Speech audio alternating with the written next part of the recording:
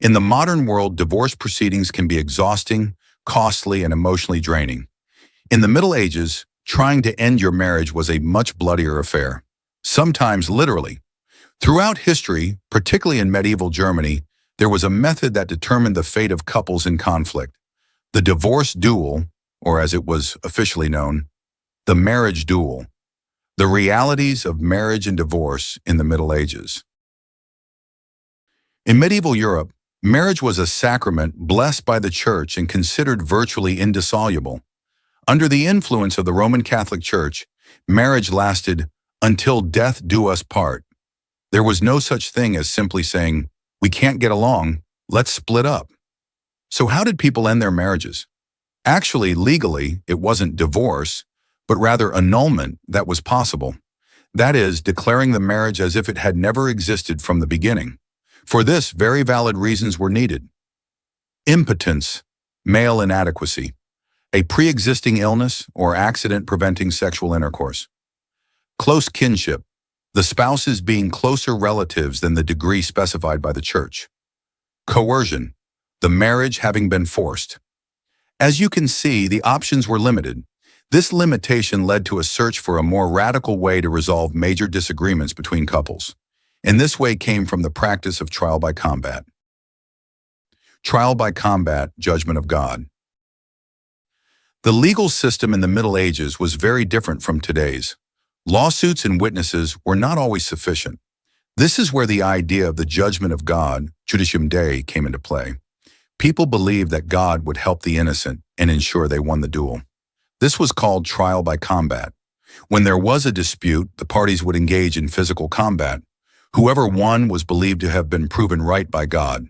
Sword power was proof of legal right. A bit primitive, a bit scary, but that was the understanding of justice at the time. Knights, nobles, and sometimes even ordinary citizens used this method. However, the most interesting and least known subtype of these duels was between married couples. That is, the famous divorce duel. The incredible rules of the divorce duel. We find the most detailed records and rules of this practice in the work of the 15th century German master of combat, Hans Talhoffer, entitled The Book of Combat, Fechtbuch. Talhoffer's drawings revealed just how strange and detailed this duel was. The purpose of the fight was to balance the obvious physical difference. Ultimately, it was a quest for justice, not just a display of power. The rules were as follows. The man's disadvantage, the pit. The man had to enter a pit dug into the ground up to his waist, approximately 1 meter wide.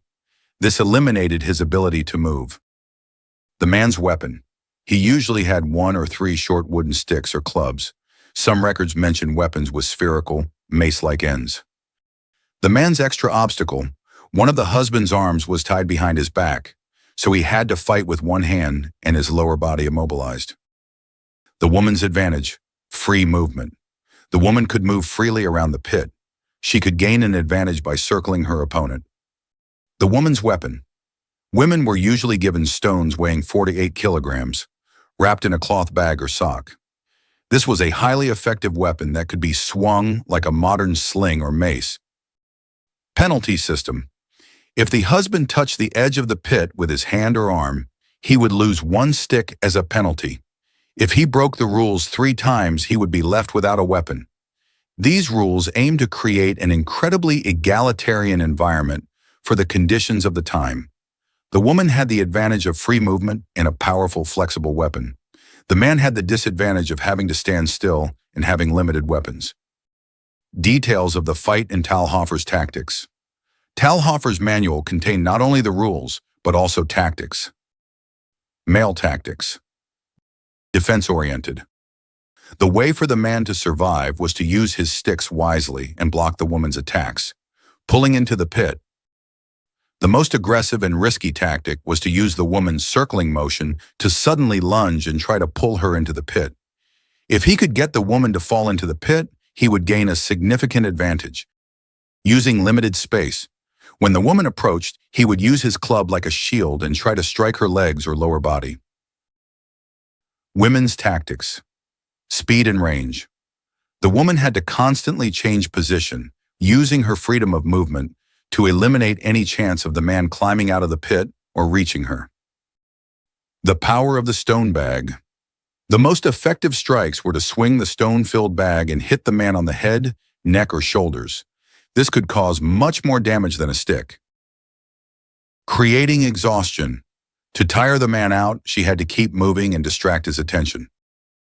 Clothing was important too. Talhoffer recommended that both sides wear tight, one-piece garments. That way the opponent couldn't grab the clothing and gain an advantage. The end of the duel, until death truly parted us. Now for the most terrifying part, what was the outcome of the duel? Most sources indicate that these duels did not necessarily have to end in death. They could also end in surrender. However, in these duels, seen as God's judgment, the fate of the losing side was usually horrific. If the woman wins, the husband found guilty would be executed, usually by beheading. If the husband won, the guilty wife was usually executed by being buried alive. A divorce duel not only ended a marriage, but also ended the life of the loser. The price of resolving a dispute was either your freedom or your life. This situation shows how seriously legal decisions were taken at that time. Was it really practiced? Historical debates. So how widespread was this practice? Did every couple in dispute engage in a duel? Historians are divided on this issue. Evidence. Illustrations in Hans Talhoffer's Fechtbuch and some other law books show that this practice existed in theory and was accepted as a legal procedure. This proves that the divorce duel was not a common street fight, but a serious legal method. Frequency of application. However, despite such detailed rules, there are very few concrete legal records regarding how often these duels actually took place. Such duels were considered a last resort. Most couples tried to reach an agreement by other means rather than risking this deadly outcome. While some historians believe these illustrations were prepared only to show theoretical fighting techniques and that such duels were very rare, others argue that trial by combat was a common practice of Germanic law at the time and was also used in marital disputes. In any case, this practice persisted throughout the Middle Ages and only began to gradually disappear towards the Renaissance period. Conclusion. When you think about today's tedious divorce hearings, you can better understand how vital divorce was in the Middle Ages. The way to resolve a dispute was to either escape from the sack of stones held by your spouse or pull them into the pit.